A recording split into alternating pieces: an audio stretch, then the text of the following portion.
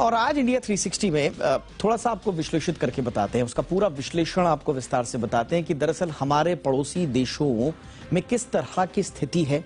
एक एक करके आपको बताते हैं कि भारत जिन देशों से घिरा हुआ है, जो हमारे पड़ोसी देश हैं, वहां पर आंतरिक स्थिति आर्थिक तौर पर क्या है और चिंताएं किस किस तरह की उभर रही हैं और वहां पर उसके कारण क्या रहे। सबसे पहले श्रीलंका के हालात आप देखते हैं, जिसके बारे में आप में से ज्यादातर लोग अब इस वक्त समझ भी गए होंगे कि श्रीलंका में स्थिति क्यों बिगड़ी है, लेकिन इसके बावजूद हम आपको एक छोटा सा रिकैप दिखा देते हैं। श्रीलंका का विदेशी मुद्रा भंडार लगभग खाली हो चुका था और वहां पर जो उसके बाद राजनयिक हालात हुए वो सब जानते हैं। 51 अरब डॉलर का भारी भरकम कर्ज है और इस कर्ज को भरने के लिए जो अंतर्राष्ट्रीय मदद भी होनी चाहिए थी, उससे भी इनकार कर दिया गया। तो श्रीलंका एक तरह से कंगाली की मुहाने पर खड़ा हो गया और हो भी गया। वहां पर राजनीतिक उठापटक भी बड़ी मुश्किल से हालात संभालने की कोशिश की जा रही है। अब देखते हैं वहां आने वाले समय में किस तरह के हालात होते हैं, लेकिन पूरी तरह से चरमराई हुई स्थिति में श्रीलंका है। महंगाई दर आप देखिए 50% के पार पहुंची हुई है और ये सरप्राइज नहीं कर रहा है, क्योंकि वहां पर जो आंतरिक स्थितियां हैं वो इस हद तक गिर चुकी हैं कि वहां पर महंगाई दर का 50% के पार पहुंचना कोई चौंकाने वाली बात नहीं है। तो श्रीलंका इस स्थिति में है।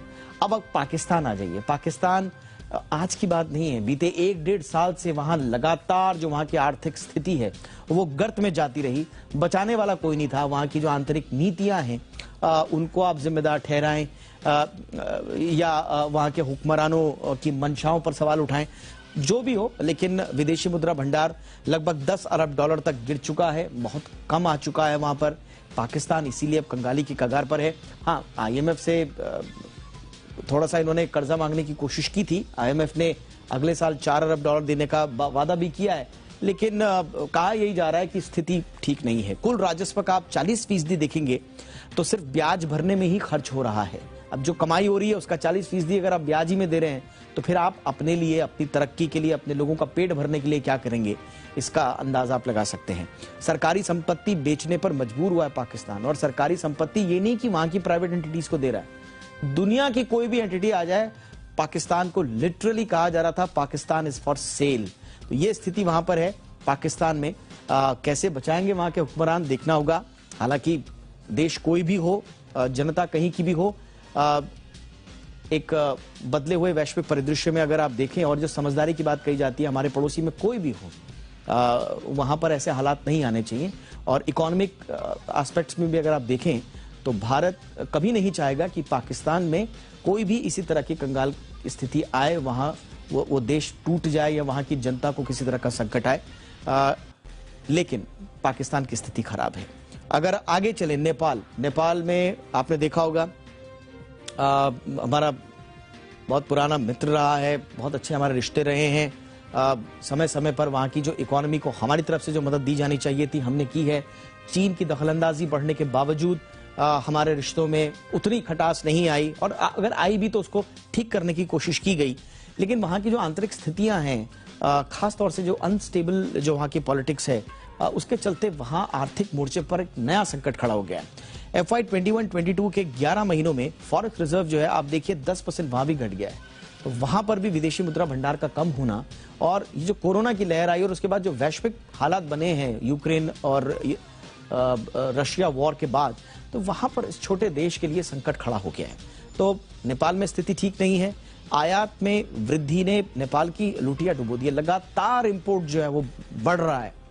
एक्सपोर्ट तो वैसे ही नहीं होता था, इंपोर्ट अलग से बढ़ रहा है। और आप देख सकते हैं कि वैश्विक मंदी में इंपोर्ट बिल कितने बढ़ गए हैं। उस स्थिति में यह छोटा सा देश क्या करेगा, बड़ा मुश्किल स्थिति यहां पर है। महंगाई पिछले 6 सालों में सबसे ज्यादा है। कैसे ये देश उभरेगा, ये सिर्फ नेपाल की चिंता नहीं है, देखिए भारत के लिए भी चिंता का सबब है। कभी भी कोई भी एक स्वस्थ लोकतंत्र नहीं चाहेगा कि उसके आसपास के जितने भी देश हैं वहां पर किसी भी तरह की अनस्टेबिलिटी हो। पॉलिटिकल अनस्टेबिलिटी भी नहीं होनी चाहिए, इकोनॉमिक अनस्टेबिलिटी भी नहीं होनी चाहिए। इसलिए सबका स्वस्थ रहना बहुत अच्छा है। बाकी जो प्रॉब्लम्स हैं, चाहे वो पाकिस्तान से ही हैं, चाहे वो चीन से ही हैं, जो प्रॉब्लम है वो रिजॉल्व हो जाएंगी। लेकिन पॉलिटिकल रूप से अनस्टेबल पाकिस्तान हो या चीन हो या नेपाल हो या श्रीलंका या बांग्लादेश, कोई भी हो, भारत कभी नहीं चाहेगा। बहरहाल बांग्लादेश की स्थिति आप देखिए बांग्लादेश के बारे में एक जमाने में तारीफ की जाती थी कि क्या, और साउथ ईस्ट एशिया का अगर आप ये वाला रीजन देखें तो भारत के बाद सबसे सशक्त अगर कोई अर्थव्यवस्था थी तो श्रीलंका की कही जाती थी। खासतौर से वहां का जो टेक्सटाइल उद्योग है और वहां का जो वर्क फोर्स है और जो स्किल है वहां के लोगों के पास, उसने बांग्लादेश को बहुत कम समय में बहुत ही मजबूत स्थिति में लाकर खड़ा किया था। लेकिन आज स्थिति वहां पर देखिए, बांग्लादेश का आयात बिल 40% तक बढ़ गया है। हालांकि वहां की सरकार बार बार कह रही है कि हम ठीक कर रहे हैं और कुछ मोर्चों पर यह लग भी रहा है कि वहां की सरकार शायद उबर जाएगी, लेकिन संकट वहां पर है। 5 महीनों में अगर आप देखेंगे आयात करने का जो विदेशी मुद्रा भंडार उनके पास सिर्फ 5 महीने का बचा हुआ है। भारत में अगर आप देखेंगे हम सब कुछ ठीक ठाक है, साल भर से ऊपर का बचा रहता है, लेकिन बांग्लादेश में सिर्फ 5 महीने का है। उतना बुरा नहीं है लेकिन संकट है। हालात बिगड़ने की वजह आयात पर ज्यादा खर्च और निर्यात कम होना है, ये एक बहुत बड़ी वजह है। और आपने देखा होगा टेक्सटाइल उद्योग जो कमर कही जाती थी बांग्लादेश की, कोरोना की वजह से वो ठप पड़ गया और 70% से ऊपर जो डिपेंडेंसी थी टेक्सटाइल उद्योग पर थी। तो ऐसे में टेक्सटाइल का एक तरह से चरमराना पूरे के पूरे देश को एकदम संकट के मुहाने पर ला खड़ा कर चुका है। तो इसलिए बांग्लादेश की स्थिति भी ठीक नहीं है। $4.5 अरब का कर्जा जो है IMF से मांगा है। तो पाकिस्तान के बाद बांग्लादेश भी अब IMF की शरण में है। तो कुल मिला के अगर आप देखें तो सबकी स्थिति खराब है। अब चीन एक ऐसा देश है जहां पर ये तो नहीं कहेंगे कि उसके लिए आर्थिक कोई मंदी है, नहीं, ऐसा नहीं है। लेकिन अगर आप सेक्टोरली देखें, अगर आप कुछ सेक्टर्स देखें, खास तौर से वहां का जो रियल स्टेट है जिसका वहां की GDP में बहुत बड़ा योगदान है, वहां घोटाले की चपेट में आने के बाद पूरा बैंकिंग सिस्टम जो कोलैप्स हुआ और उसके बाद जो लोगों ने वहां पर अपनी EMIs देनी बंद कर दी हैं। 100 से ज्यादा शहर हैं, 100 से ज्यादा प्रोजेक्ट्स हैं वहां के जहां पर लोगों ने EMI देना ही बंद कर दिया। और आपने देखा होगा कि चीन के कुछ शहरों की सड़कों पर बुलडोजर देखे गए, टैंक्स देखे गए, माफ कीजिएगा। तो ये टैंक्स जो हैं वो किसके द्योतक थे? वो थे क्रैकडाउन के द्योतक, क्योंकि लोग सड़कों पर उतर आए हैं, इतना अनरेस्ट है। रियल एस्टेट धड़ाम हुआ, डाउन पेमेंट लोगों ने देना बंद कर दिया और ऐसे में वहां का बैंकिंग सिस्टम कोलैप्स कर गया। और उसके बाद आप देख ही रहे हैं ताइवान में अलग टेंशन चल रही है, रूस यूक्रेन युद्ध की वजह से जो स्थितियां खराब हुई हैं चीन पर, उसका भी असर पड़ रहा है। लेकिन चीन इतनी बड़ी इकोनॉमी है और इतनी स्टेबल इकोनॉमी है कि शायद वो संकट से पार कर जाएगा। लेकिन अगर आप थोड़ा उस नजरिए से देखें तो वहां पर ये सब कुछ ठीक ठाक है ऐसा नहीं कहा जा सकता।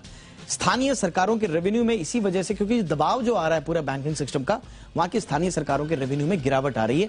तो कुल मिला के ये भारत के पड़ोसियों का एक तरफ से हमने 360 डिग्री एनालिसिस कर दिया, स्कैन कर दिया। अब जरा इस पर चर्चा कर लेते हैं कि चारों तरफ से अगर आप देखोगे तो मंदी के दलदल में हमारे पड़ोसी हैं। अब नाम भी हमने आज रखा हुआ था और